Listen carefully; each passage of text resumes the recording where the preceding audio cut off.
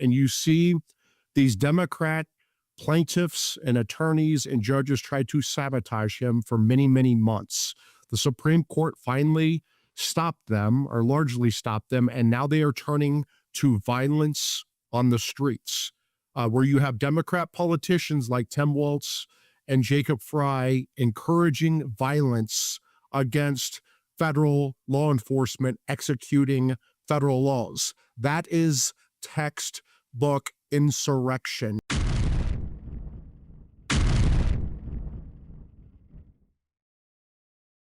Tim Walz, Jacob Frey, all these folks in Minnesota have been using words like attack ICE, atrocities. Like those are serious charges. They talk about Renee Good being murdered. And here's my point in all this. I'm a pro-life guy. I don't want anybody to die. Like, I mean, it takes pretty much a lot for me to want someone to die, meaning I'd rather have them locked up, right? That being said, but I've had this conversation with folks before. When you tell me where, from a legal standpoint, like what I don't get, if you stand in the middle of a road and impede a lawful operation, if you drive your car in the middle of that, if you fail to adhere to what a law enforcement officer, like, I don't know why people are suddenly shocked by the consequences, right? And why are we not arresting people? It's one thing you want to stand on the sidewalk, hold your sign, ICE sucks, I hate it, whatever. God bless you. It's America. I think you're an idiot, but you get the right to do that. But when you put your car in the middle of an operation, when you throw things at an officer or a government vehicle, when you vandalize stuff, I feel like we're not holding any of these people accountable. They're not getting locked up. They're not getting arrested.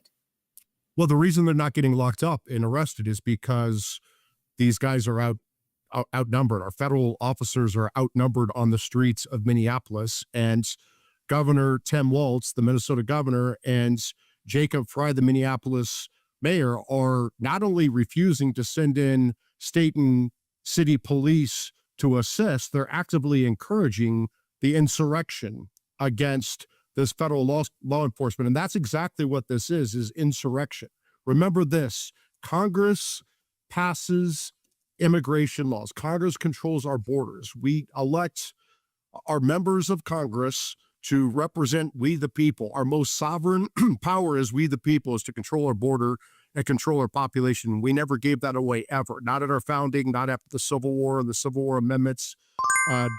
Certainly not in the last 150 years since the Civil War, not after the last election. We control our borders as we the people, and we the people have made the decision that we want border enforcement. And that was not very controversial. We see videos of Bill Clinton and Barack Obama sounding pretty tough on immigration. And it was Joe Biden who illegally opened up our border and mass imported 20 million illegal aliens from all over the world, including the most dangerous fighting age men from the worst countries around the world, like Afghanistan and Somalia. And President Trump ran on a campaign platform that he's going to secure our border and expel these illegal aliens. That is his constitutional right and duty as the president of the United States, to enforce our federal immigration laws. He won a broad electoral mandate, 312 electoral votes, all 7 swing states, the popular vote. He kept the House. He won a comfortable margin in the Senate. He has a broad electoral mandate to lead, particularly on immigration. But the problem is these Democrats are election deniers. They don't like federal immigration law. They don't like elections, and they don't like the fact that President Trump is doing the unthinkable in Washington. He's actually doing what he promised American voters he would do by securing our border, by expelling illegal aliens. Again, that's his constitutional and statutory power and duty, right? As the chief executive officer, as the commander in chief. And you see these Democrat plaintiffs and attorneys and judges try to sabotage him for many, many months. The Supreme Court finally stopped them, or largely stopped them, and now they are turning to violence on the streets, where you have Democrat politicians like Tim Walz and Jacob Frey encouraging violence against federal law enforcement executing federal laws. That is textbook insurrection. That is textbook seditious conspiracy. These aren't grandmas trespassing into the Capitol and taking selfies, walking through velvet ropes and walking out.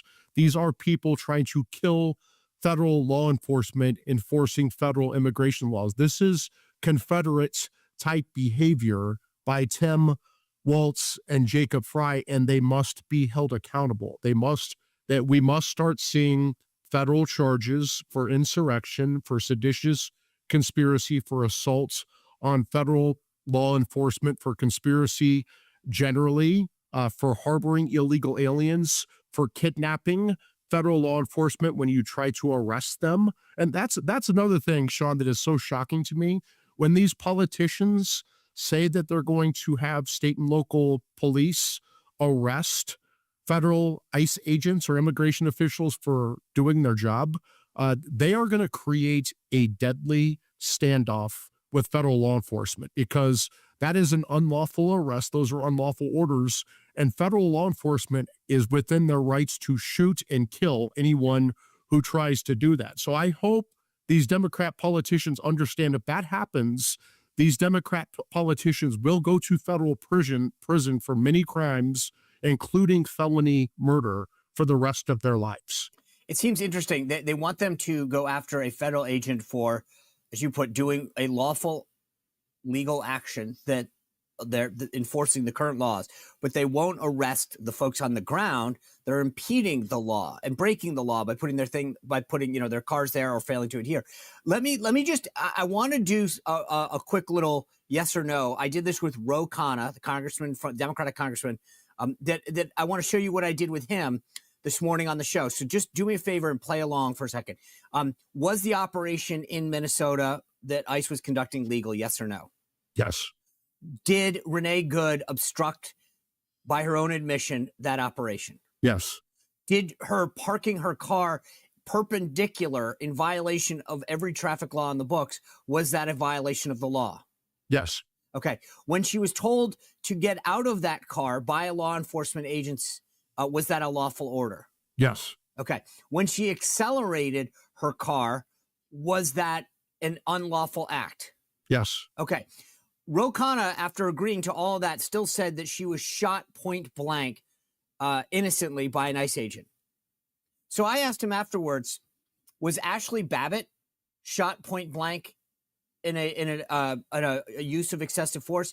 And I think I caught him a little off guard. And he was like, well, I mean, I don't know the facts. And I'm like, so let's get this straight. Renee Good, who violated the law on several occasions, right, by doing what she did. Again, I don't think anyone should die. But the bottom line is, on multiple occasions that I just laid out, she violated the law. And then I think that officer feared for his life. And I don't think he aimed at her. I think when you get pushed by a car, as I said to Ro Khanna, I'm not sure how familiar you are with firearms, but if you hold your arm up to protect yourself and a car hits you, I don't know that you're aiming too much. But at the end of the day, when that officer shot Ashley Babbitt, she didn't pose a deadly force threat to him, did he? Did she? No, I mean, look, no, she didn't. But you have to, the standard for this is what would a reasonable officer do? Reasonable officer, not the perfect officer, in those circumstances. Do they reasonably fear for their life or serious bodily harm, or the life or serious bodily harm of others? That's the standard for self-defense. I think that the Capitol Police officer definitely acted unlawfully when he shot an unarmed woman and killed her when she was climbing through a window. Right. But when you have Renee Good driving a car at an ICE officer, and oh, by the way, causing internal bleeding of this ICE officer, that is deadly force. Yeah. That ICE officer was absolutely within his right, really his duty to neutralize that person, because if she's driving a car at him, she's going to drive a car at the other ICE officers who are around him. So he probably saved lives. Yeah.